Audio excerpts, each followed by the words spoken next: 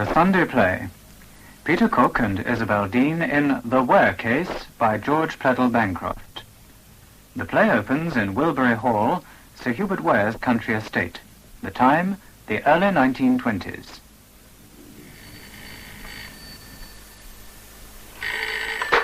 Hello? Yes, this is Sir Hubert Ware's house. No, I'm his secretary, Marston Gurney. Who's speaking? Oh, Mr. Ingleworth. Yes, I do happen to know something about the matter. Yes. Yes. And the total sum? Serious as that? Yes. Couldn't it be carried over? Must be met by Thursday. Well, you know it can't be.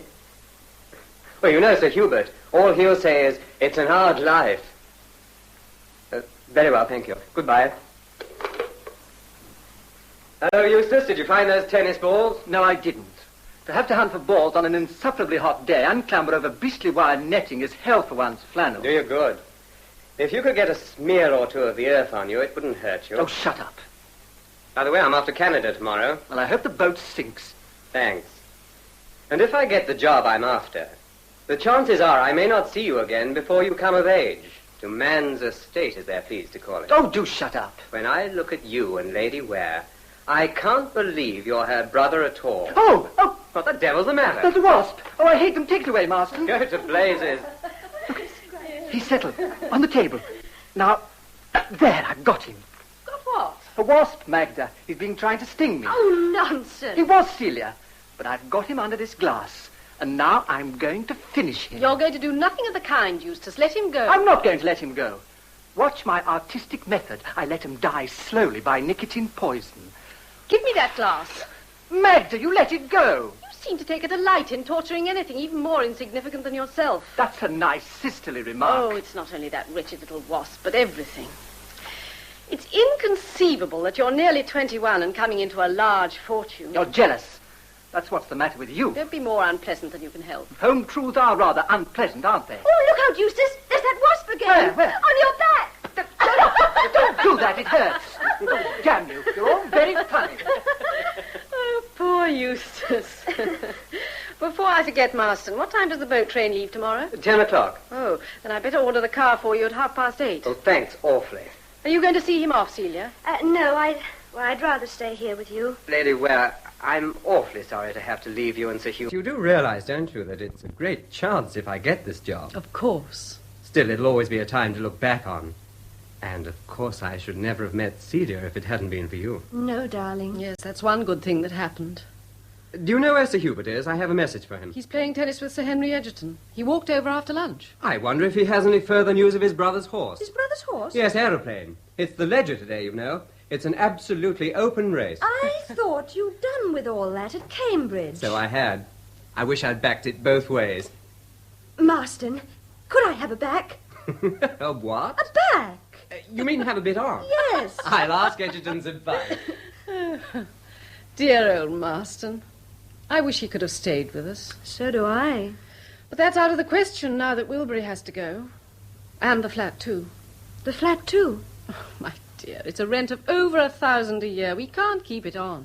Well, has Sir Hubert lost as heavily as that? Yes, practically everything. But surely he must have... What he hasn't gambled away, he's squandered on... Well, I've been one of a number for years. My marriage was a mistake I shall never be forgiven. Why did you do it, Magda? I had to marry well, Father said, because apart from a small settlement, he was going to leave everything to Eustace. Oh, yes, but surely... Oh, he meant it all for the best, I suppose. And he persuaded me into it. Hubert was charming and all that, and... Well, I made the mistake I shall never be forgiven. You're not let off lightly for that. Oh, Magda, you mustn't blame yourself. Egerton still thinks aeroplanes all right, so if you want a bit well, could I have a shilling's worth? Oh, my dear child. Well, 5 shillings, then. Each way? Oh, does that mean first or last? No, darling, the first 3. Oh, dear, I am a fool. Oh, well, Celia, there's one thing I'd lay any money on.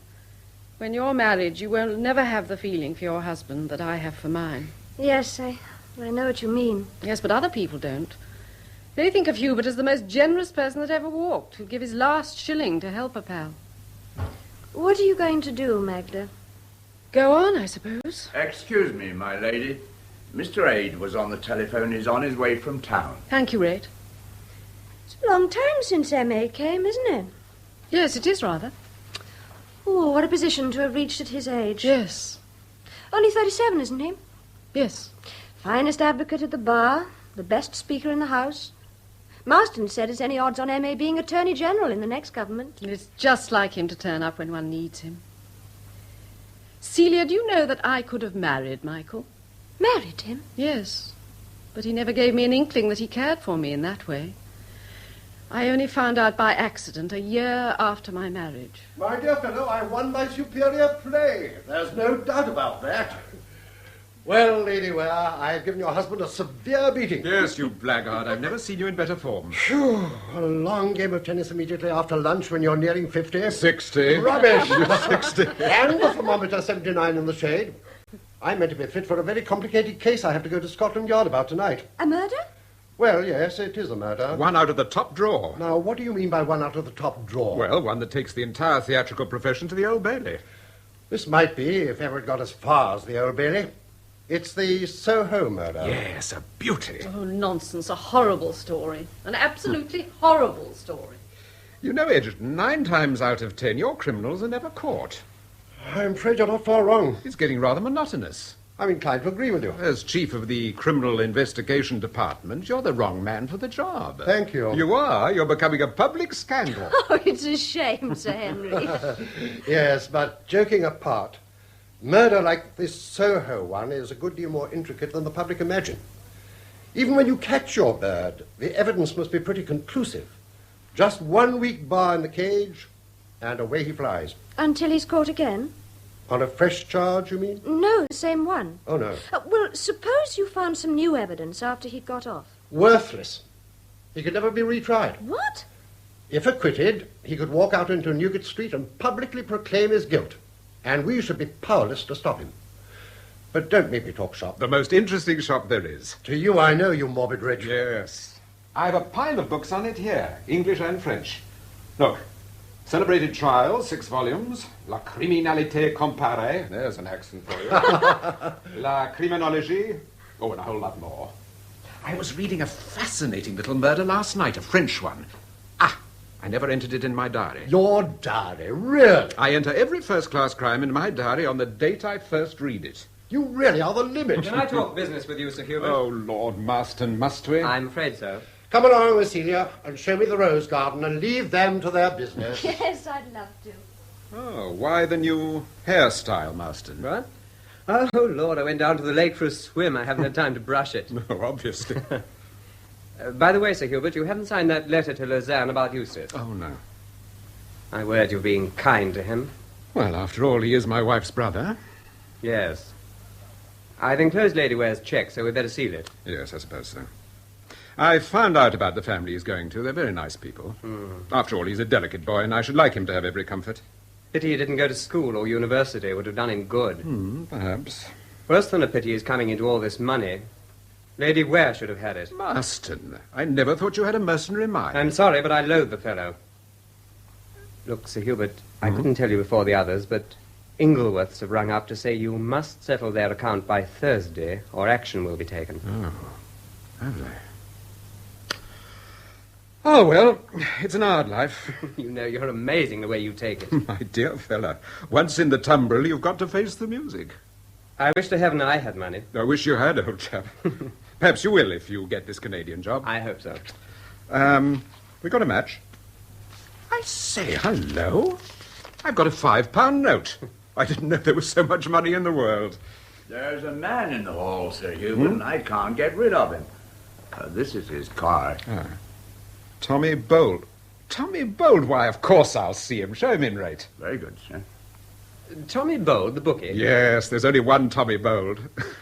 He's had his whack out of me in his time. I haven't heard of him for ages. What's happened to him? Gone to the devil, I believe. Mr. Bold.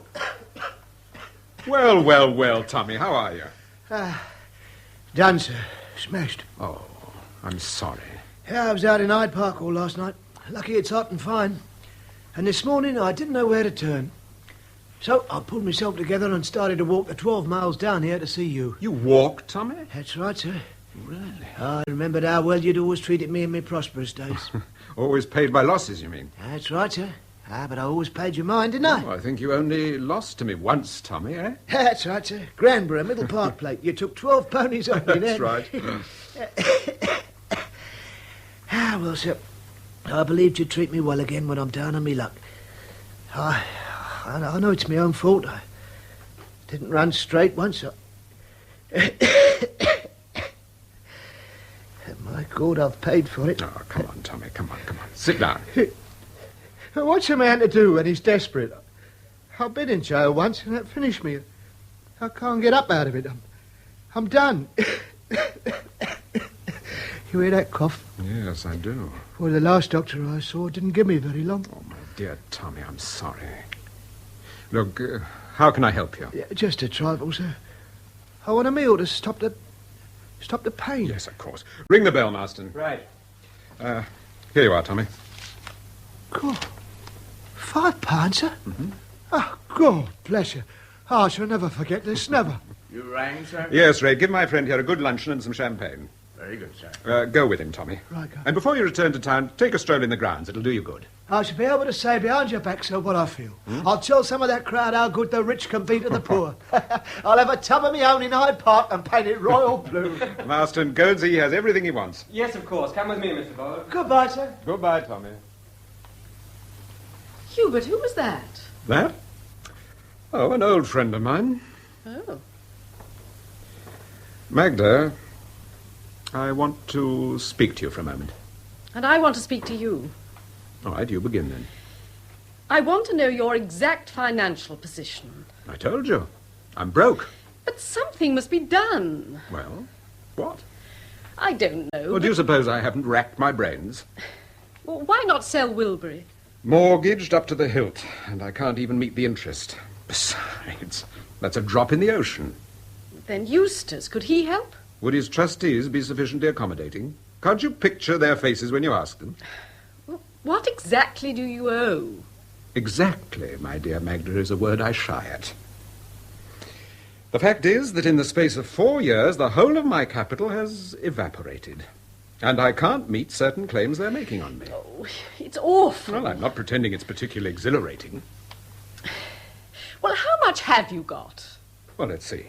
4 shillings and 10 halfpenny exactly. Oh, you. Put that paper down. Put it down. That's quite enough, Magda. I will not have this damned interference. I believe it gives you a fiendish delight to see me lose my temper. It's an entertainment you've constantly treated me to for the last 3 years. That's a longish run. Much too long. What do you mean? Are you going to leave me? No. I'm going to do what only a fool would do. I'm going to stand by you. You're very generous. Oh, don't misunderstand me. There's no love in it. You've killed that and every fragment of respect entirely.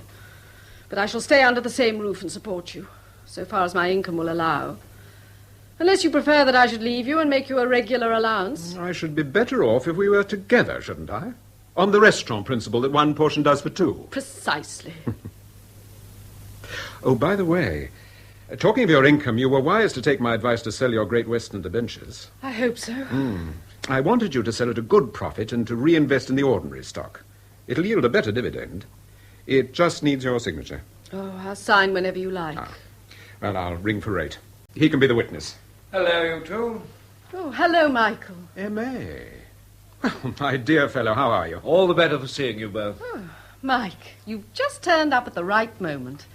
You can witness my signature. No, but my dear, to bombard a man just as he's arrived. Well, a lawyer would be a much better witness than a butler, wouldn't he? Well, he might be just as good.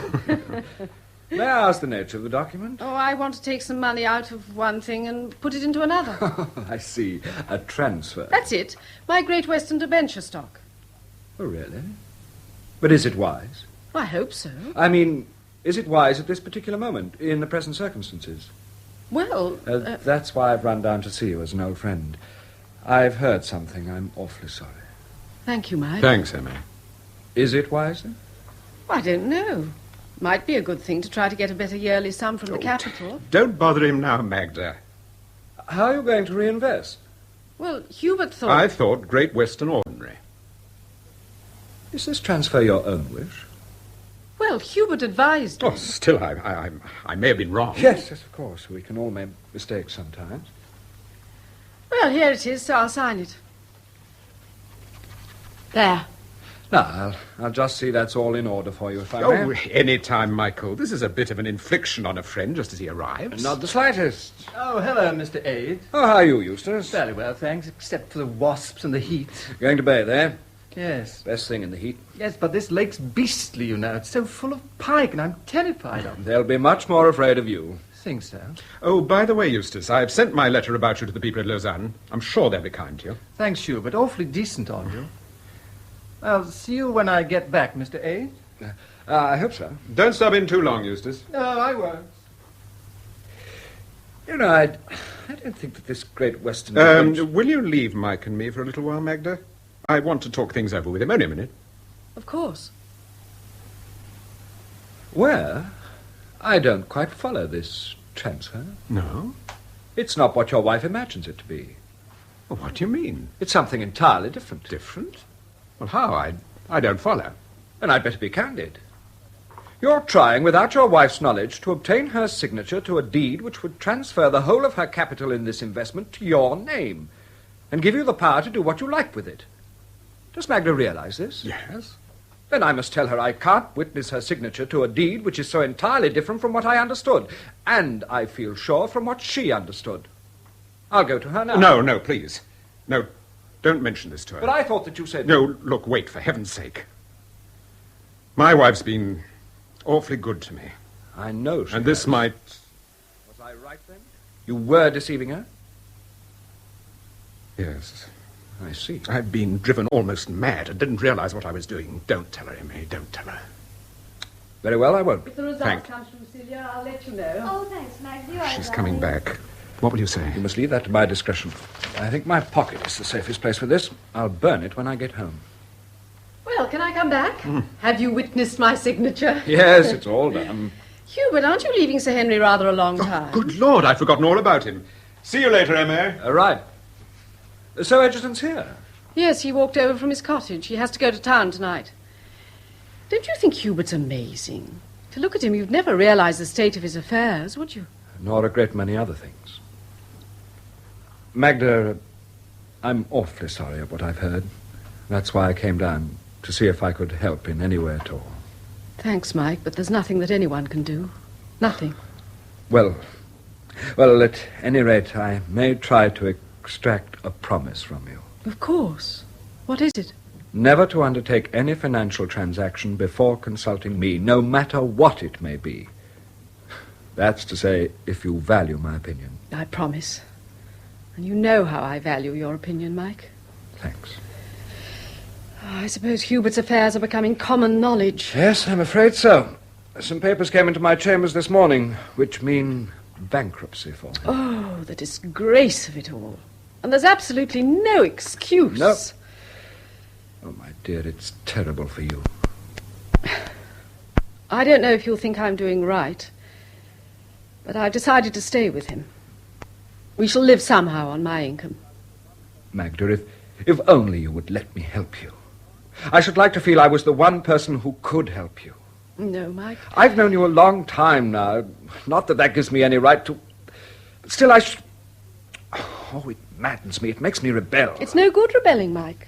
I shall simply have to do the best I can. This situation would never have arisen if your father's will had been a fair one. I suppose so. That boy, Eustace, to come into all that money, it's a scandal. My father wasn't exactly an advocate of women's rights. No.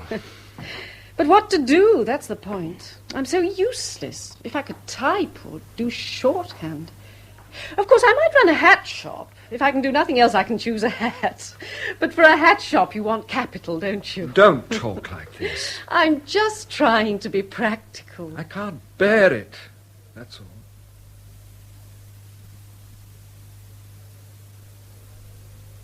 You've got quarter of an hour anyway, Edgerton, before your train goes. That's all right, then.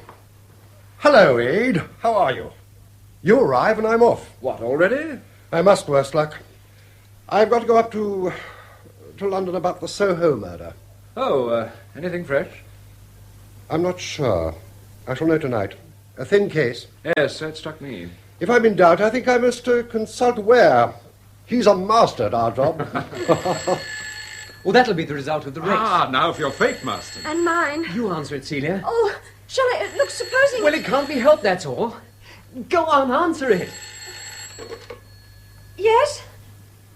Who is it? Turnford? Yes, that's the chap. I'm Celia Wilson. Never mind who you are. What? Beaten, I told you so. It's one! What? One? Give me the phone. Hello? What? It's one?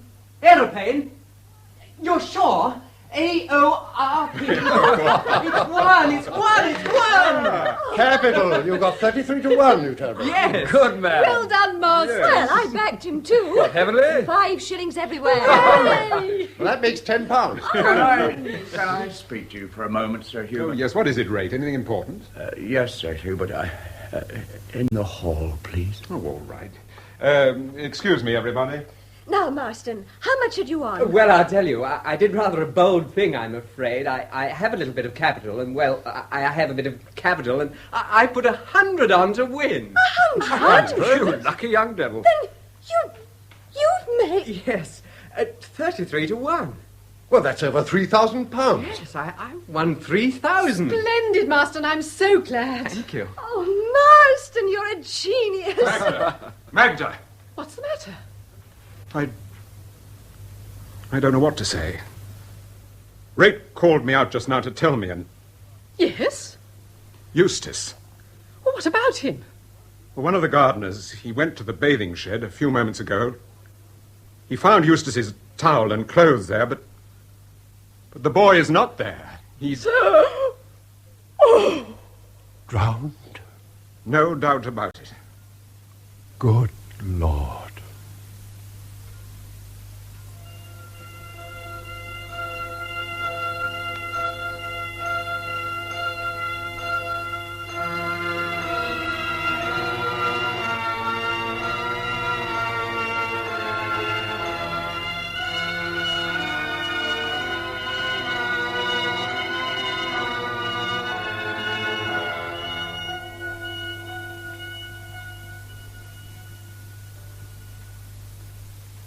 So, there it is, Celia, my dear.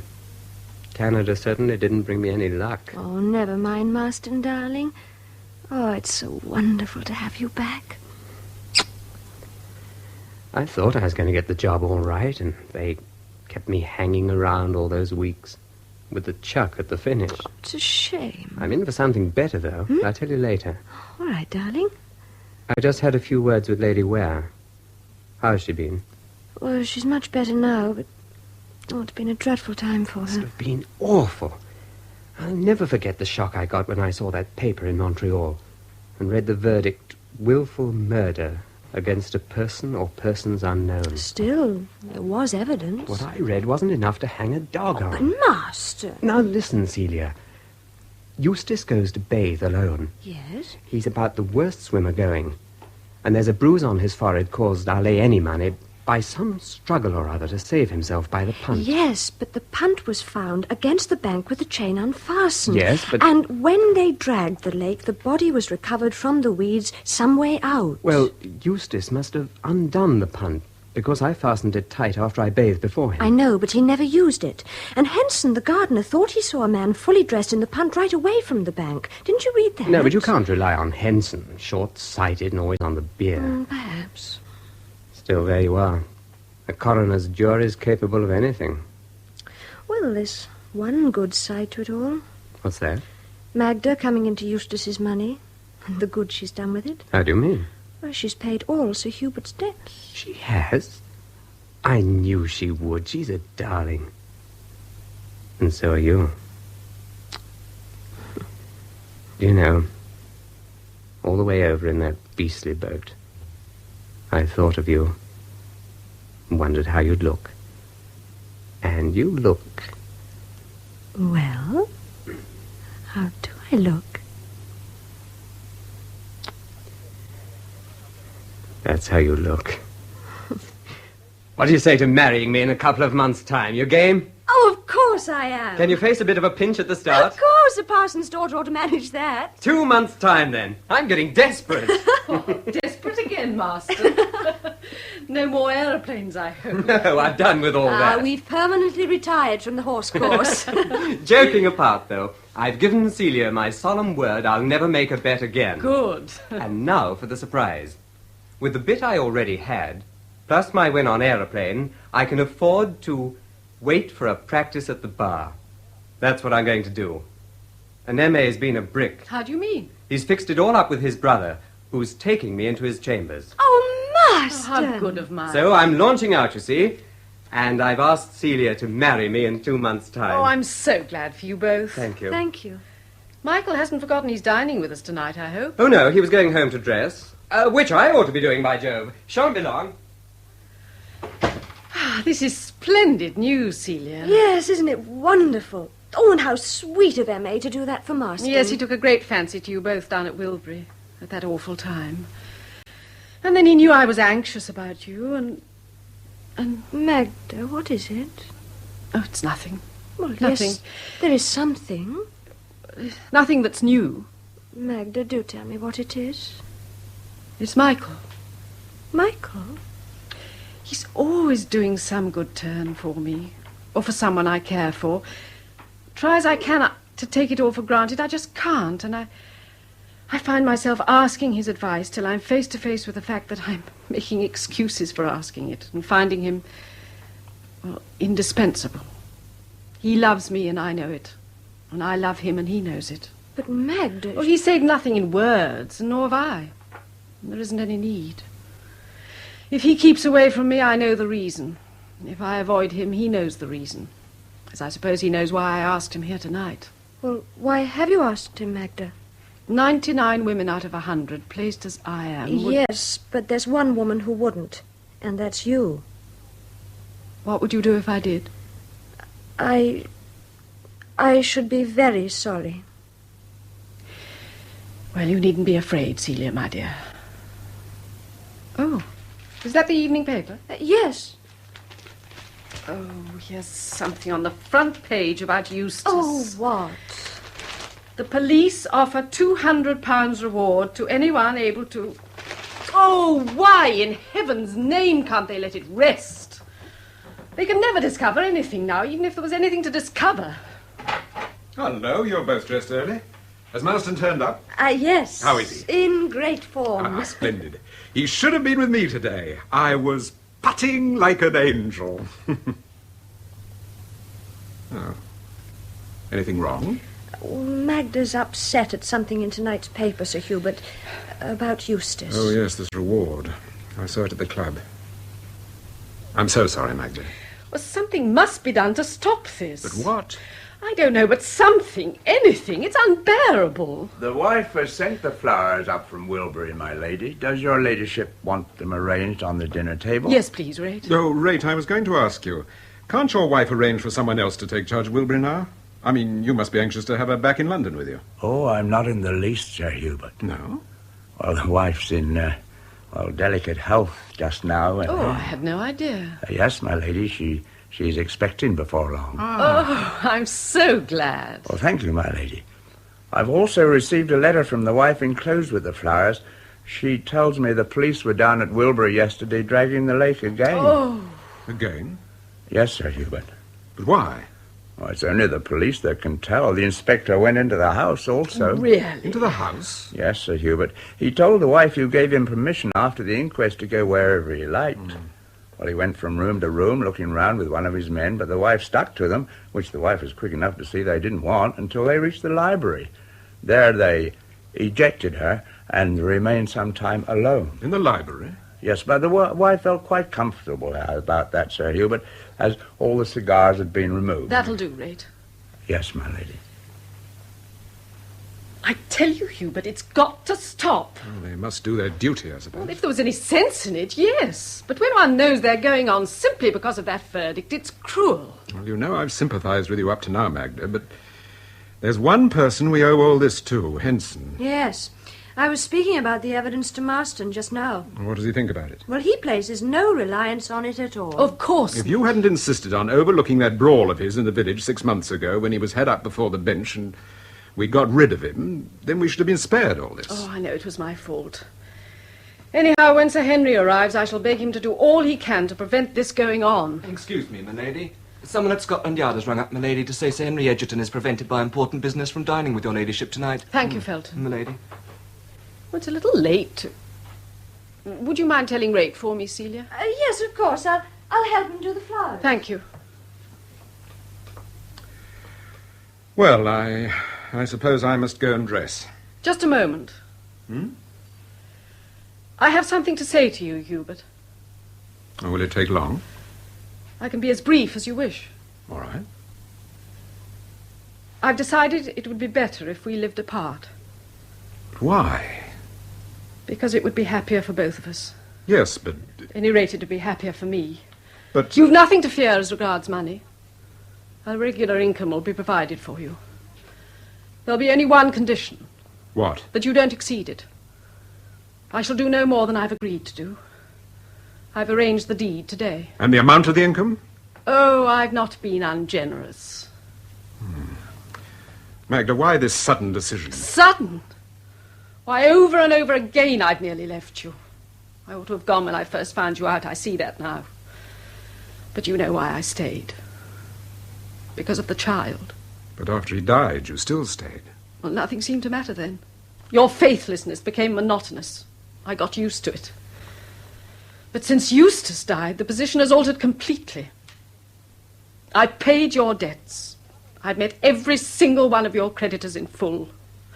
I provided for others whose lives... For others? Yes.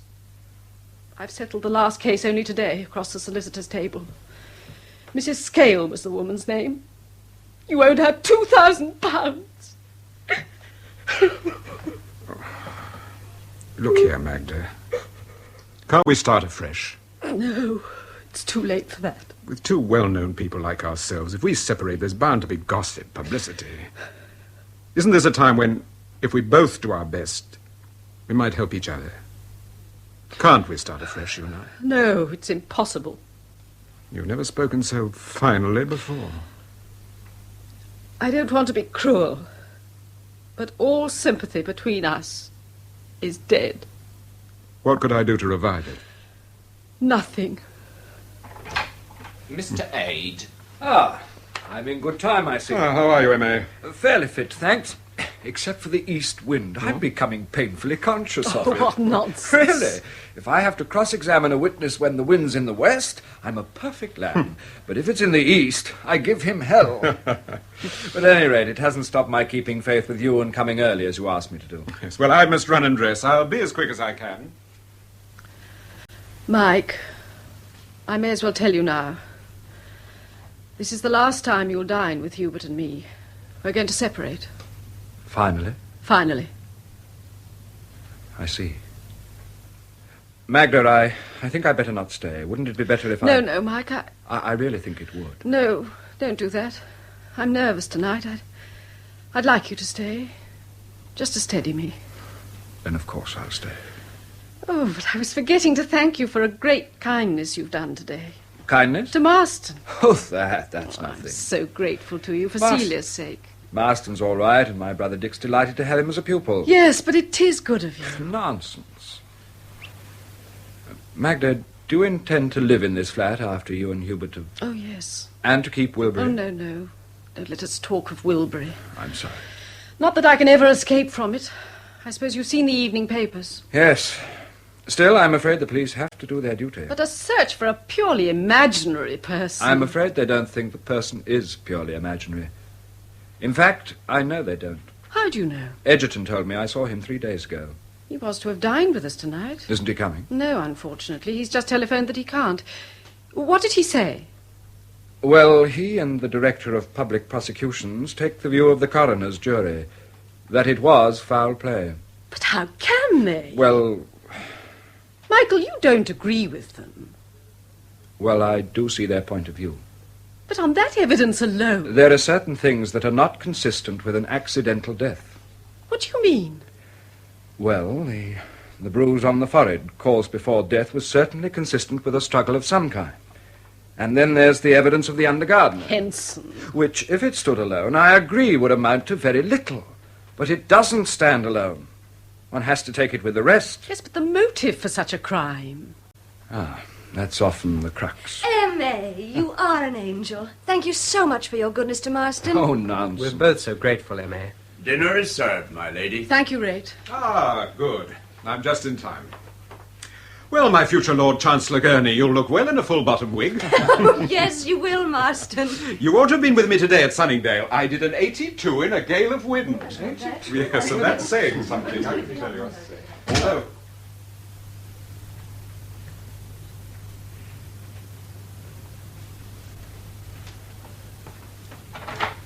Will you wait here, Sir Henry, and I'll tell her ladyship? No, I don't want her ladyship to be told I'm here. Very well, Sir Henry.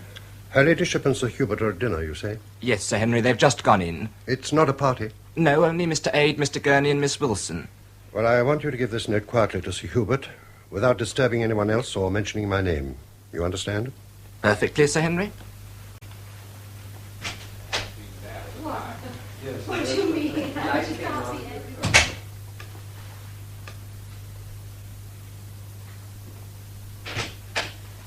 Shh. Shut the door. What's up, Edgerton? I thought you couldn't come. Is anything wrong? I'm afraid there is. Your wife doesn't know I'm here. No, you asked me in your note not to mention your name. She just thinks someone's come on important business. That's all right, then. What's the matter? You look like a thundercloud. I have an appalling task to perform. How do you mean? Well, can I help you in any way? You can, Ware. Good. Fire ahead, then. You can help me by trying to keep your nerve and by believing that never in my life have I suffered as I'm suffering now. Well, I'll try. Let's have it. This evening, a warrant has been issued for your arrest. My arrest? Yes. For what, in heaven's name? The murder of Eustace Ede. What? Shh. You're joking, Edgerton. Or you're mad. You don't know what you're saying. Good God. Steady now. Control yourself. Control myself? And the grounds for this arrest?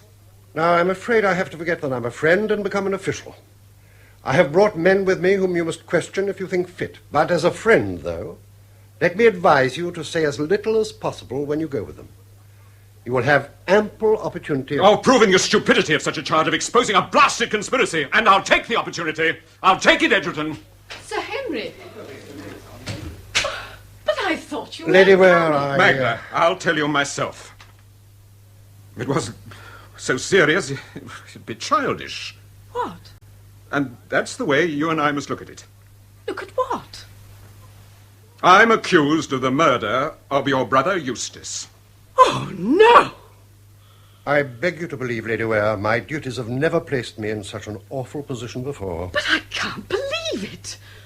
But surely you could have prevented this. Prevented? Yes, by telling the truth about what happened that afternoon. You were there, in the house at the time. Well, I was in the garden. Oh, that's a fine quibble the law can make use of, I suppose, but this is not the moment for quibbles, Sir Henry. My husband, at the time my brother met his death, was in the library with me and Mr. Ade here. That's quite right, Sir Henry. He then joined you on the tennis lawn. You know that perfectly well. Forgive me, but this is not the place I feel for me that we're wasting Sir Henry's time. Your people in the hall will be growing impatient. Let's get it over. Yes, we'd better go. I can't believe it. I just can't believe it. Magda, is there anything in the world I can do for you? Yes, Michael, there is. Will you defend him? Yes, my dear. I'll defend him.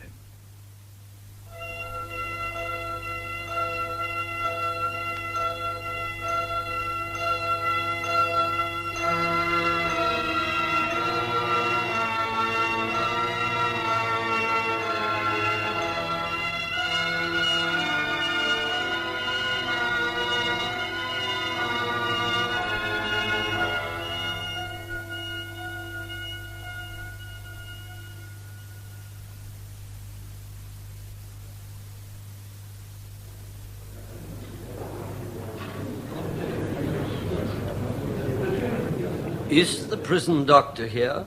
Yes, my lord. I understand the prisoner is now better. Is he fit to return to the witness box for his cross-examination to be resumed? Quite, my lord. It's only weakness. He's been very ill in the prison with pneumonia. Yes, I understand that. Is the prisoner there? Yes, my lord. Very well. Have him brought in. Will you come back, please, into the witness box?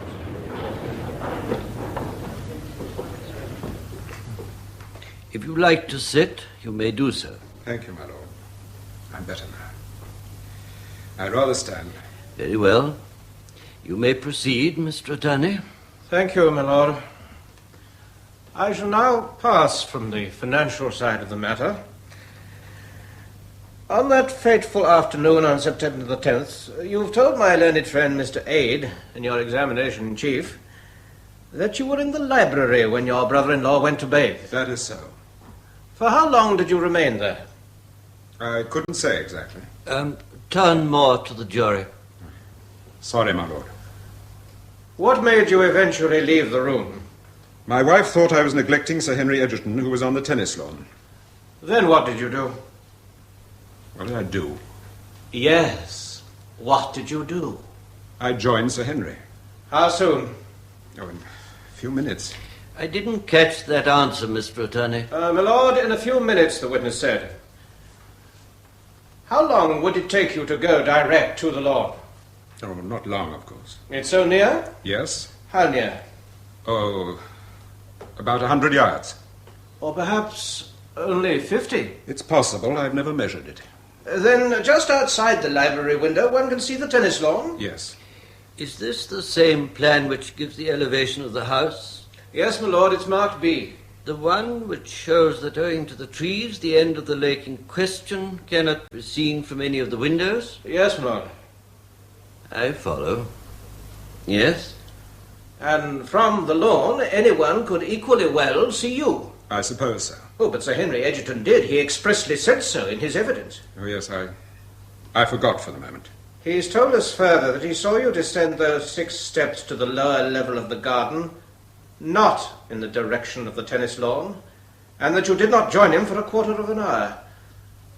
How do you reconcile that with your previous answer? I was extremely worried that day. Oh, then Sir Henry is inaccurate in describing you as being in excellent spirits. I take it to be one's duty to hide one's feelings from one's guests sometimes. I'm glad I succeeded so well. Go on, please. I did go down the steps Sir Henry speaks of, but I only sat down on a seat for a minute or two before going round to the tennis lawn. Can that seat be seen from the tennis lawn? No, my lord. So no one saw you sitting there? I suppose not. Might it have been longer than a minute or two that you sat down? Really, Might it have been 5 minutes? Perhaps it might. I tell you, I was terribly worried, and I was trying to think what to do. Might it have been 10 minutes? Well... Or 15? No. It couldn't have been as long as that.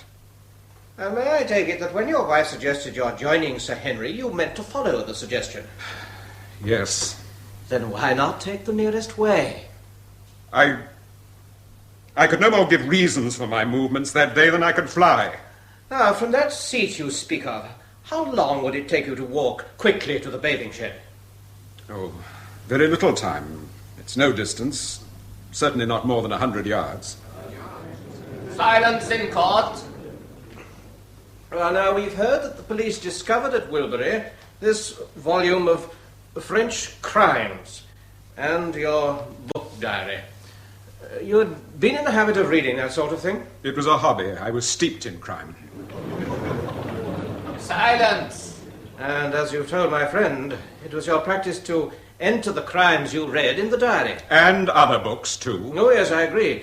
But can you account for the remarkable coincidence that you read the Farm Pond murder, a story strangely similar to the one we're investigating, the day before Eustace Eade's death? Well, it is simply, as you say, a coincidence. There was no secret about it. Why, that very afternoon I told Sir Henry Egerton about it. Yes, did you tell him what kind of murder it was? No, but if he'd asked me, I should have told him. Let me have that volume of French crimes and the book diary. Yes, my lord.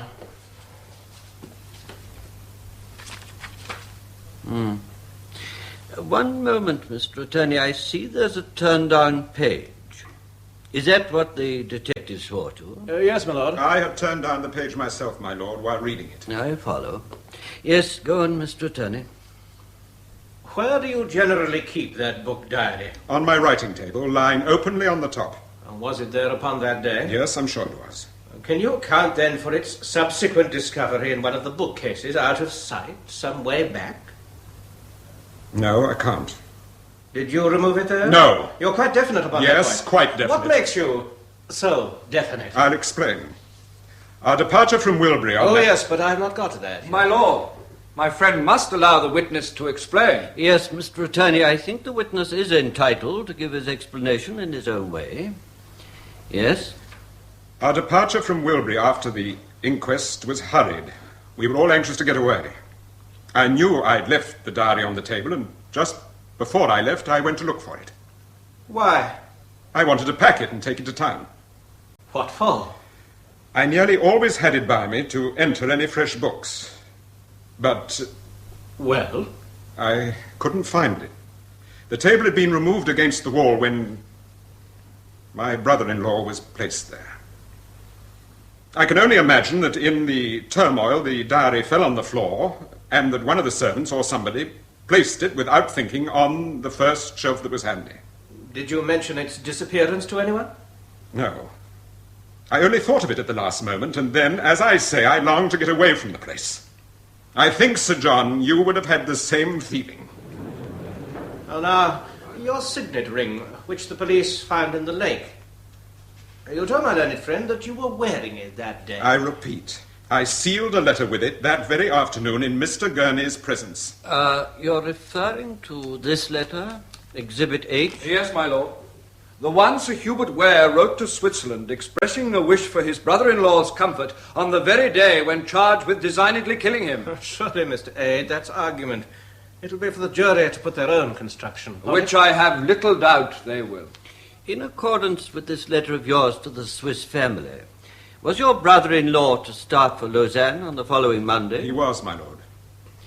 Were you fond of him? No, my lord. I can't say I was. You say no? It would be an affectation for me to pretend that I was. He was not a likable boy. I was friendly with him, but beyond that... Go on, please, Mr. Attorney. That letter was sealed before Eustace Ede met his death. On your oath, were you wearing wrist ring after he met his death? On my oath, I was. You follow my point? Perfectly. The doctor swore that the bruise and the mark on Eustace's forehead could have been caused by a blow from a hand wearing that ring. Sufficient just to answer the Attorney General's questions. It will be for the jury to consider the evidence. Yes, my lord. Do you seriously suggest to the jury that your explanation of the subsequent discovery of this ring in the lake is a satisfactory It's one? the only one I can give, and it's true. Repeat it. I've already told you Repeat it. That ring was found by the police when they dragged the lake a second time weeks later. Well? 3 days after the catastrophe, early in the morning, it was insufferably hot, and I was restless and unable to sleep. So I went down to the lake and bathed. From the same spot. Go on. Well, I lost the ring then. It was always a shade large. Did you mention the loss to anyone at the time? No, I don't think I did. Aren't you sure you didn't? Well, yes, I am. Then why not say so? It was a pity you didn't mention it, wasn't it? I agree with you entirely. But at that awful time, the loss of an ordinary signet ring was of less importance somehow than the inquest and other matters. Do you wish the jury to believe that you were able to bring yourself to bathe in that spot 3 days after this ghastly thing had happened? That is what I am asking them to believe. Was anyone in the house aware of this bathe? No, unfortunately. Can you produce here a single witness to corroborate your story? I cannot. It was at 6 in the morning. Yes, before any of your servants were down. Yes, they're no better at getting up than most people. Later, when the servants were about, did you give your bathing suit to anyone to have it dried or leave it out for that purpose? I did not. Why not? Because I wore no bathing suit. Silence!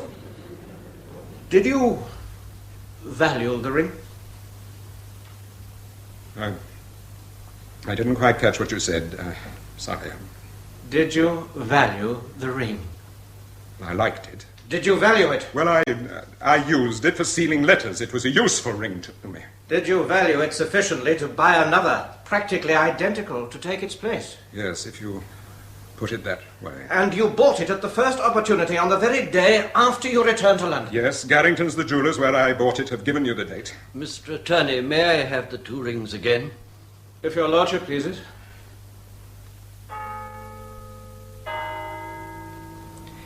Would you be prepared to point out any difference between the 2 rings? No, my lord. I should go further than the Attorney General. I should say they are absolutely identical. Gentlemen of the jury, you shall have the rings to examine when you retire to consider your verdict. Yes, Mr. Attorney? Did you invariably wear the second ring up to the night of your arrest? Generally. Why did you buy it? Take the place of the other one. So as to run no further risk of its absence being noticed? No. Do you swear to that? I do. Was this a pleasant bathe? In a way. Or may I take it that it was not an unpleasant bathe? My lord, I don't know. I can't say. But you were able to do it in the very spot where that boy had met his death 3 days before. Which, if I had been guilty of this foul crime, would have taken some doing. Doesn't it strike you as being an extraordinary thing to be able to do? My lord, might I sit down again?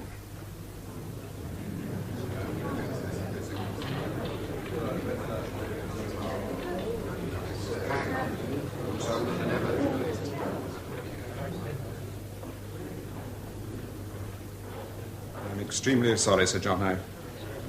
I feel all right now. I think you wish me to repeat my last question. Yes, please. Doesn't it strike you as being an extraordinary thing to be able to bathe in that very spot where that boy met his death 3 days before? As to how it strikes me is perhaps less important than how it strikes the jury. Isn't it a fact that you never bathed there at all after the boy's death? No, it is not. Isn't it a fact that you lost that ring in a struggle with him when he met his death? No, before God, no. And isn't it a you fact must let me finish what I was going to say. You spun a web round me of the most appalling kind. And there are certain facts against which I can't get over. But I told you the truth. You've assailed my moral character, and I have attempted to defend it. I don't defend it. I've been as candid as I could, gentlemen. But when the prosecution charged me with this crime, they commit one in doing so. I swear solemnly that I am innocent. Silence in court!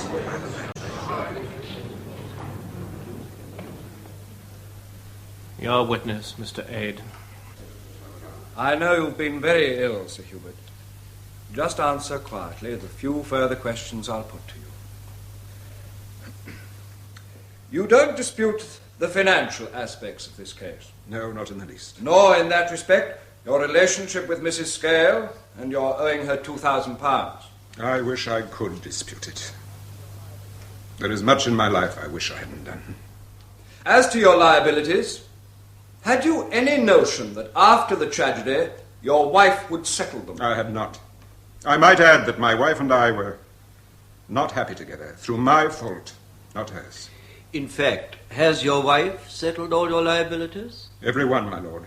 What was the first intimation you had of her intention of doing so? Through her solicitor, my lord. She might have declined to assist you at all. And she would have been justified. I'm prepared to say in open court that I had treated my wife abominably. Sir Hubert, you have said that you bought the second ring at Garrington's upon the day after your return to London. Upon the very day after, to use my learned friend's expression. Yes. Was there anything in the wide world to prevent your motoring to Garrington's, the 12 miles from Wilbury, upon any day before that you chose to do so, if you'd been in a desperate hurry to replace the ring? Nothing whatever. When your brother-in-law went to bathe, leaving you in the library, was that the last occasion on which you were in his company? It was. One final question. Did you kill Eustace E? No! Witness, I'm so sorry, my lord. I'm not feeling well. All right, you can go back to the dock.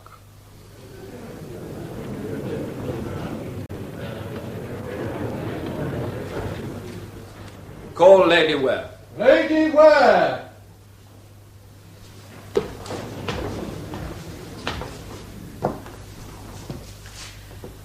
I swear by Almighty God that the evidence which I shall give shall be the truth, the whole truth, and nothing but the truth. Lady Ware, you are the wife of the prisoner? I am. I have only a few questions to ask you. Your husband has told us that you and he were not happy together. Is that true? Quite true. We've heard him blame himself in that regard, so I won't ask your view of the matter. The payment of his debts, was that an entirely spontaneous action on your part? Entirely. He never asked you to help him? No. And I think it probable he didn't think I would do so. We were very unhappy at that time. Lady Ware, you arranged to pay that £2,000 to Mrs. Cale? Yes, isn't it enough that I arranged to pay all his debts? Certainly, I take your answer. 3 days after the tragedy, were you aware, or had you any knowledge, of his bathing in the lake? Unfortunately, no. But it was a very common thing for him to do. This ring of which we've heard so much, were there occasions on which your husband did not wear it? Oh, yes, frequent. For instance, when he played golf. And its absence sometimes from his finger wouldn't surprise you? Not in the slightest. And if I had noticed it, neither that nor anything else in the case would have led me to doubt his innocence. We cannot have your opinion. My brother was a very weak swimmer, and I'm convinced his death was an accident. Oh, do you seriously suggest that? After the medical evidence, and after the gardener's story as to his seeing another man bending over the punt? I do, and I think the gardener, who was a great distance away, made a mistake. I see. Mr. Attorney, I am going to call evidence to prove it was a mistake. Lady Ware, you say you knew nothing of this early morning bathe of your husband? No. My husband and I had separate rooms. Don't you think it is remarkable that he was able to do such a thing? No, I do not. Do you mean that? I do, and I will give my reason. I consider my husband an abnormal man. An abnormal man? Yes. But not so abnormal as to be able to commit murder. No. To be morally bad is one thing. To be criminally bad is another. Silence! I think, Mr. Attorney, this is argument. The witness's opinion, you know. Thank you, my lord. I have nothing further to ask the witness.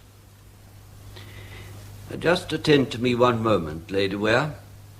On the night of the tragedy, where was your husband? At Wilbury, my lord. Yes, but I understand that you and your husband did not occupy the same room. No, but that night my husband and Miss Wilson sat up very late with me. I was very hysterical, and no one could have been kinder than he was, or more helpful. Thank you, that will do. Call Thomas Bold. Thomas Bold? What name? Bold. B-O-L-D. The book in the right hand. I swear by Almighty God that the evidence which I shall give shall be the truth, the whole truth, and nothing but the truth. Thomas Bold is your name? Yes, sir. And you've been a bookmaker? That's right, sir. Well known in the ring once, but I've fallen on bad times. It was like this, gentlemen, Never mind that for the moment. Now, were you at Wilbury on September the 10th last? That's right, sir. Ledger Day. I was near starving, and not knowing where to turn, I tramped the road to Wilbury. I knew Sir Hubert had a kind heart, and I asked him for help. And did he help you? That's right, sir. No half-crown or 5 bob touch, but a fiver. He's a tip-top on his Sir Hubert. And then, tell your story to the jury in your own way. He gave me food, gentlemen, and told me to stroll in the grounds before I returned to London. So I wandered about till I come to the lake. And within about a couple of 100 yards of a boathouse, I felt sleepy-like, and I curled up under a tree. Presently, I woke up, and I saw a young gentleman with a towel round his neck come to the boathouse. Do you remember how he was dressed at all? Not quite so fast, Mr. A. I beg your lordship's pardon. Yes? Do you remember how he was dressed at all? A light suit, sir, and one of them trilby hats. White, it looked. Quite right. Had you ever seen him before? Never in my life. Then he went into the boathouse. Alone? That's right, sir, quite alone. Then he came out again, dressed as he was, and walked to the punt at the side. He unchained it. Can you swear to that? On me oath. Then he got into the punt and shoved it off. And as he did so, he lost his balance and fell forward. And I thought he knocked his head somehow against the edge of the punt. He put his hand up like this, but it didn't seem to upset him much. He came back and then got out. One moment. Yes? Did he chain up the punt again? Oh, no, sir, I don't think he did. Then he went into the bathing shed. Still alone? That's right, sir. And then? Then he come out in his bathing suit on the landing stage, went down the steps into the water. You saw that distinctly? That's right, sir. He sort of felt the water first with his toe to see if it was cold. Funky like. And no one was with him or near him at hand? Not a soul, sir. Could you have recognised Sir Hubert if he'd been there? Of course, sir. But he wasn't. On my oath, he wasn't. Uh-huh. And then, did the young fellow swim or what? That's right, sir. But not very grandly, I thought. He swam some little way out. And just about then, I got up, went off to the station. I wasn't thinking anything about it. But just before I started off, I remember I did look round, but the young gentleman wasn't there anymore. I thought he'd gone back to the shed. What did you do then? I went to the station and took my ticket for London. I'm going to call the booking clerk, my lord. No, what, clerk? I am addressing his lordship. Well, you don't want to call no booking clerk. I took the ticket out and tell all about it. Don't argue. Now, Bold, when did you first tell this story to the prisoner's advisers? Only after all the police court proceedings were over. Why not before? Just explain, quite frankly to the jury, why you allowed all those weeks to pass since Sir Hubert's arrest before giving your information. Because, gentlemen, since October I was in prison. 2 months hard for stealing to keep alive. And I never heard a word about the case till I come out. That's all for the moment. Your witness, Mr. Attorney. What did you do with the £5 the prisoner gave you? Helped a pal with some. Back to loser with the rest. Where were you in prison? Stafford, sir. Were you justly convicted? Well, sir, that all depends on your point of view. Had you committed theft? That's right, sir. Did you plead guilty? No, sir. Did you go into the witness box and give evidence on oath? That's right, sir. And swore the charge was false? That's right, sir. I meant to ride it to the finish. When you came out of prison, how did you first hear of this charge against the prisoner? From the paper, sir. So I imagined. A full account of the police court proceedings? No, sir, no. Only a sort of paragraph just referring to the case and saying you were going to prosecute and Mr. Aid defend. Was that all it said? No, sir, not quite. It had headline. No doubt you're accurate upon that point. Did you buy this paper? That's right, sir. The Echo. Just that one paper? That's all, sir. What else did it say? Well, just shortly what Sir Hubert was charged with. Not much more, no details. And simply on the strength of that, you told your story to the prisoner's advisers? That's right, sir. Didn't you know that your story contradicted in detail the case for the prosecution? Yes, sir. How did you know? How did I know? Why, from the paragraph I've told you about. That short paragraph? That's right, sir. And on the strength of that paragraph only, you go to the prisoner's advisers and give them all these elaborate details, the boy falling into the punt and hitting his forehead and the rest? That's right, sir. On your oath, sir, didn't you buy all the newspapers you could containing the evidence at the police court before you went with your story? No, sir, I did not. Thomas Bold, have you anything in the world to gain by committing perjury in that box? Nothing, sir. I'm not very long for this world, but before I go, I mean to try to save an innocent man. By telling the truth? That's right, sir. God help me. Witness, this paragraph in the paper that you read, was it an evening paper? That's right, sir. My lord. I always read the Sun, my lord. But I thought you said this was the Echo. Yes, sir. Yes, that's how it was. I bought the Sun afterwards. Then you bought two papers. Yes, my lord. See if the other said any more, but it didn't. Listen, before you went to the prisoner's solicitor, did you know that your story of the dead boy hitting his head on the punt would account equally well as the doctor's evidence for the bruise? That's right, sir. Lordship, I knew that. You did know that? Beg pardon, my lord, I'm rather confused. That will do. Thank you, my lord.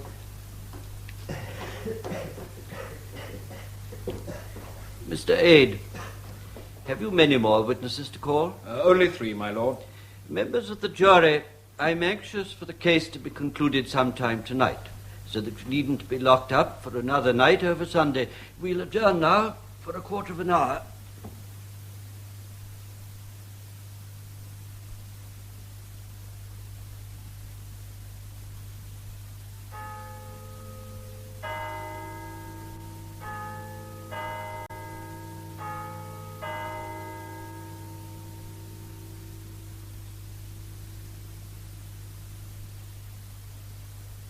And now, members of the jury, I have done with the evidence in detail. I shall not detain you much longer. My learned friend will argue that it's not credible that an innocent man could bring himself to bathe where only 3 days before his brother-in-law was drowned. I will put it to you in a different light, and in the one which I believe you will accept, that it's inconceivable for a guilty man to be able to go near the spot at all. Remember also, the ring was not found when the body was found. It was discovered weeks afterwards, when they dragged the lake a second time. Is that not consistent with the prisoner's account that he lost the ring after Eustace Eade's death? I submit respectfully that that point is worthy of your grave consideration. As to the prisoner's moral character, which has been fearlessly laid bare to you, I hold no brief for that. I am not here to defend that. He himself has not sought to defend it. And I make bold to say that there are many persons here in this court who would not care to publish their full histories to the world. But they need not be murders. Members of the jury, the prisoner at the bar is a fortunate man in several respects. He is prosecuted by the Attorney General with all the fairness which distinguishes him. His trial is presided over, I say with the greatest respect, by one of the learned judges of England, who is renowned for his scrupulous care and impartiality. His case is being tried by you, in whose hands his fate lies. And speaking for myself, I can only thank you for the patience you have shown me. And last, but not least, his very life is being fought for by his wife. A woman who, if I am any judge of character, has in this court won not only the sympathy, but the admiration of all. In these days of skepticism, when the world seems packed with cynics and often bereft of what is fine and noble, you and I, and every soul here, will be able to look back upon this terrible story with gratitude to that woman who has shown us all, old and young, that human nature has beauty in it still. But it is not upon a recollection of her in that box that I am going to ask you with an unbounded confidence to acquit the man at the bar. It is upon the evidence, upon the facts, and upon the facts alone. Cast all sentiment from you, fling it away. And as men of the world, see if you, or any one of you, can conscientiously send that man to his death. Are you going to assume the responsibility of saying that this is more than a case of extraordinary coincidence? You've seen the prisoner there, facing his ordeal. A man of position charged with this awful thing, with the eyes of all the world upon him. Were you not impressed by his candor?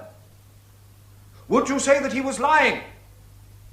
Did he strike you so unfavourably that you are convinced he was capable of writing the letter on that day to Lausanne, while all the time he meant to kill his brother-in-law?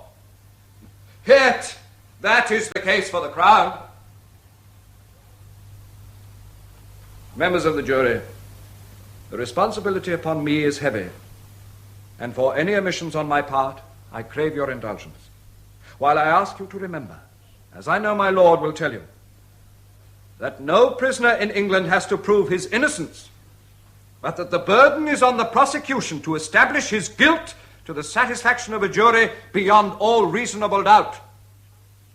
Have they done that? I am not afraid of your answer.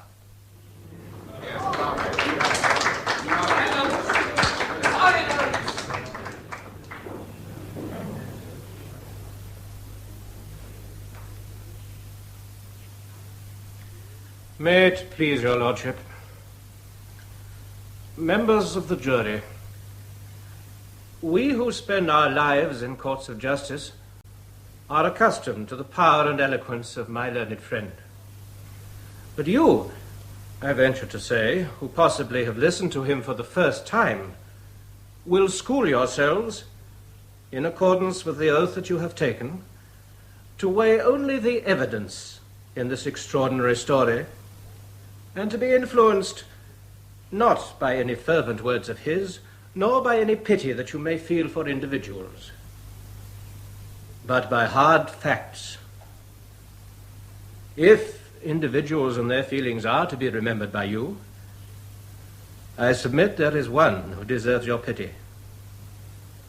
That is the boy who was done to death on that afternoon of September the 10th.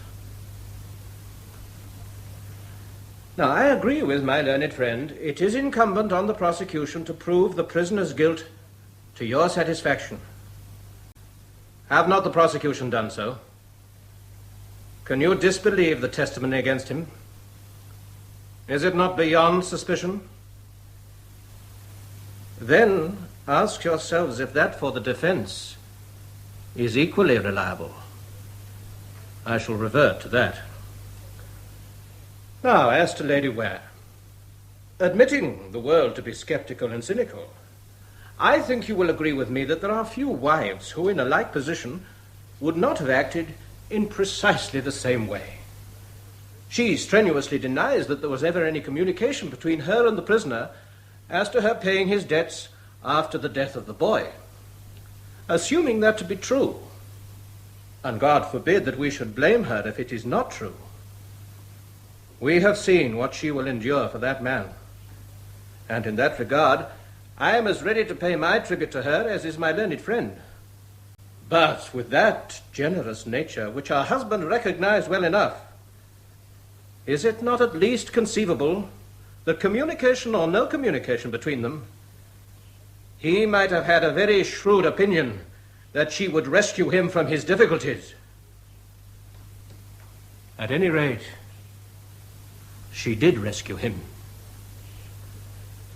Members of the jury, let me remind you of a significant phrase. Lady Ware described the prisoner as an abnormal man.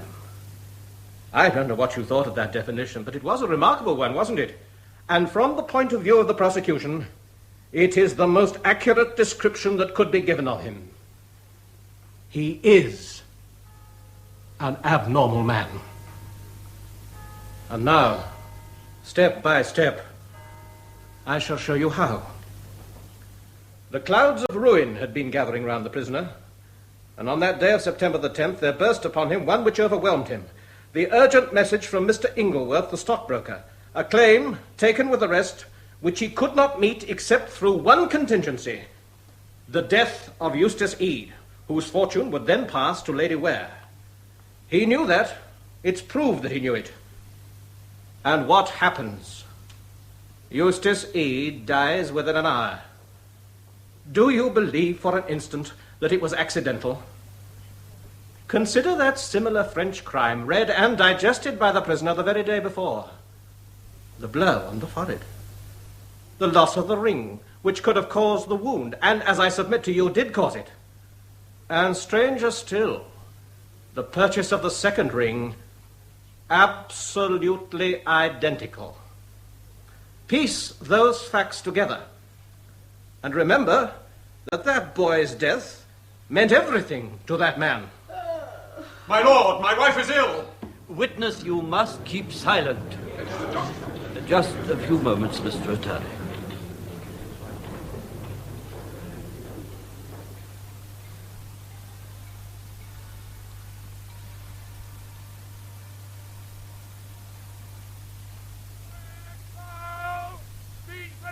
Great speech for the defense, seen in the court. Special, the Ware trial, judge summing up. The Ware trial, speech for the defense. What are they shouting now, Marston? Nothing fresh. Is that wretched gaping crowd still out there? Yes. How long have you been here, M.A.? Half an hour. But I don't want to disturb Celia. How is she? Oh, she insists on coming in to see you. Did you have the telephone disconnected? Yes, whenever we got back. It would never do for any news to reach her too suddenly. No. Rate has the car there and will drive straight here. Is there any news? No, not yet. The jury are still out. Shh, she's coming. It's not over, is it? No, not yet. Why have you left the court? I left my junior to take the verdict. There was nothing more that I could do. Oh, don't think me ungrateful, Mike. I shall never forget what you've done for him. How far they got? The judge finished his summing up and the jury retired. Don't hide anything, Mike. Tell me everything. How did the judge sum up? Very fairly, as he always does. About 9:30, I thought the jury wouldn't be long. Why? Because they sent a note to the judge. A note? Why? Probably asking some questions. Well? The judge sent back his reply from his private room. I saw the clerk of the court bring it through. That often means they agree soon afterwards. Then you think there's hope? A real hope? Why, of course. There's a tremendous feeling for him. A great crowd outside in Newgate Street was calling 3 cheers for Hubie Ware. Oh, were they, Marston? Oh, don't pay any attention to me. I'm terrified.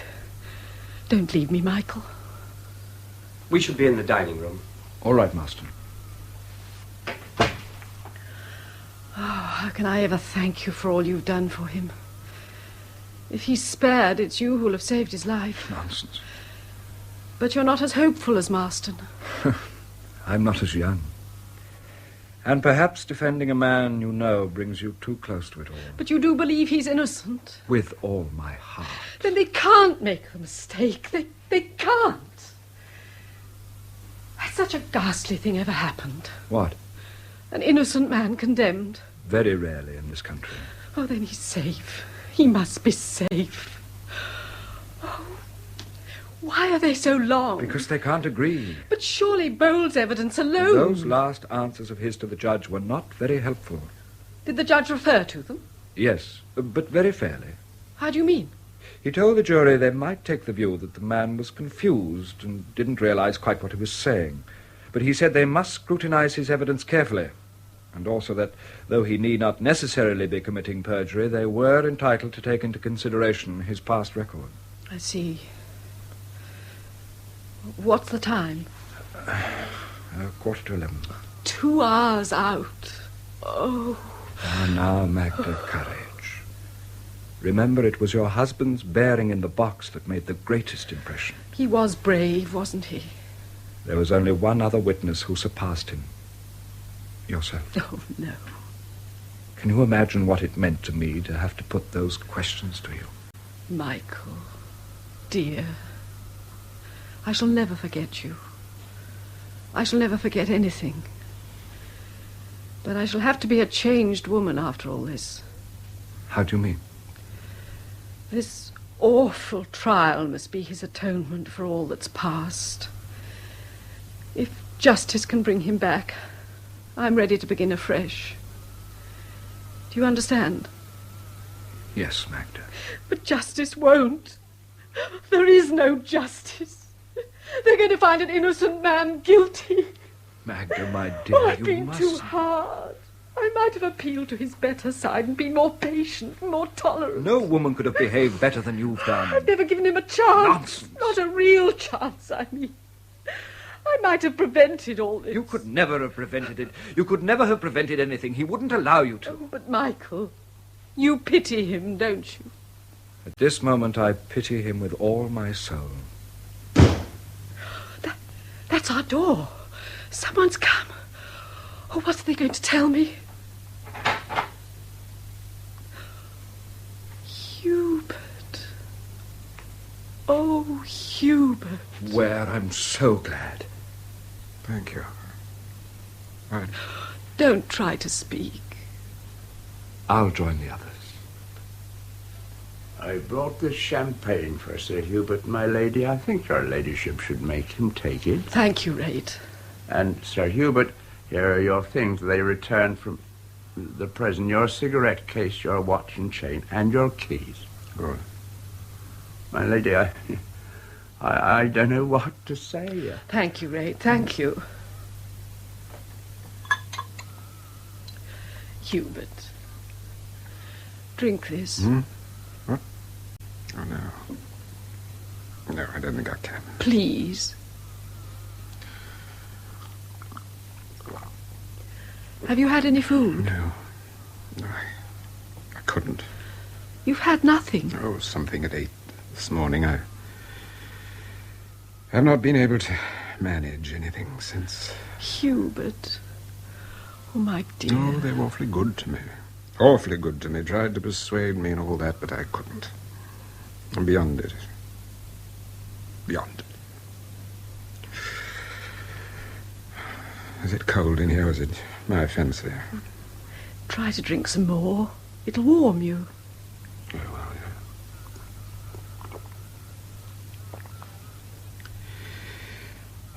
yeah. You were right, Magda. This is the best thing I could take. I'd like more. Might help me to forget. Yes, dear. If only I could forget.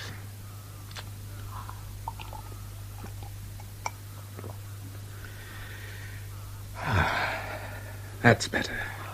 You've got so thin, Hubert. Yes, I've lost weight, they tell me. I wonder you're alive. I don't know that I'm alive. Wouldn't care if I wasn't. Shh. No, I don't. For 2 whole months I've fought for life. I've been in terror of the other thing. I've clutched at everything like a drowning man. Drowning man. Can't get away from that horror. It'll never leave me. It haunts me. Darling, don't talk. Drink some more champagne. And now that I've got my life, I don't want to. I should like to kill the fiends who have brought you to this. Oh, they're not such a bad lot, really. It's all infernally exaggerated, all that side of it. Why, I remember now, even one of those warder fellows asked me to drink his health tonight. And it is tonight, isn't it? Yes, dear. Well, here's going. Oh, sit quietly, Hubert. You're not strong enough to... Try to be quiet for a little. I want to talk to you. No, You have only to listen. Only 2 months ago, here in this room, you asked me if we couldn't start afresh, and I refused. Hubert, listen. It's for me to repent, not you. And I ask you to forgive me for never helping you in your life. I might have made it better. You might never have acted as you did. I tell you that the past is buried. I've come through that awful trial because I knew the cruelty of the charge. But you're innocent. You're proved innocent, my dear. No. I did it. What? I did it. No! No! What is it? Yes, Michael, thanks to you, I'm not guilty, but I did it. I killed Eustace Ede. Good God, and I got you off. Yes, but you can't touch me now. I'm free. None of them can touch me. I've cheated them, done the lot of them. I know the law of the land. Listen to them out there. They're calling for me. They like me. I'll go to the window and give them a wave. Listen to them. They don't know. But you hear them? And I killed him. I killed him. His weak, mean, useless little face was there. And then suddenly I thought, Magda, Wilbury, I struck at it. I killed him. I killed him. Look out, man. Ah! Oh, Michael! Michael, what's happened? Stay there, don't move. Magda, my dear, you mustn't look. He's dead. He's dead, my dear.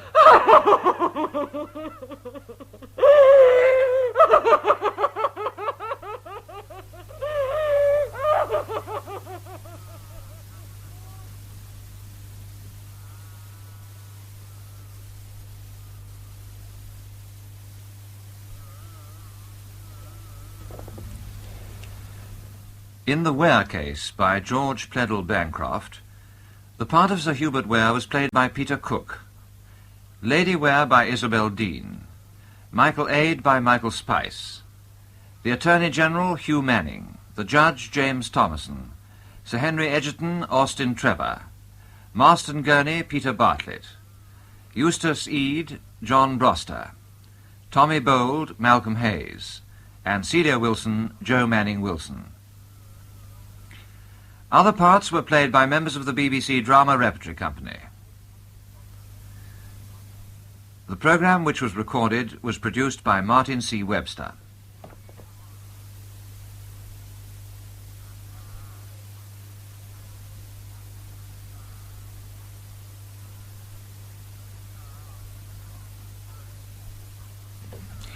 The 10 o'clock news follows in just over 2 minutes. And after the news at 10:10, there'll be the Saturday book programme, The World of Books. Among tonight's items, Robert Conquest and A. Alvarez will be discussing form and commitment in poetry today with John Horder. That's in The World of Books at 10:10.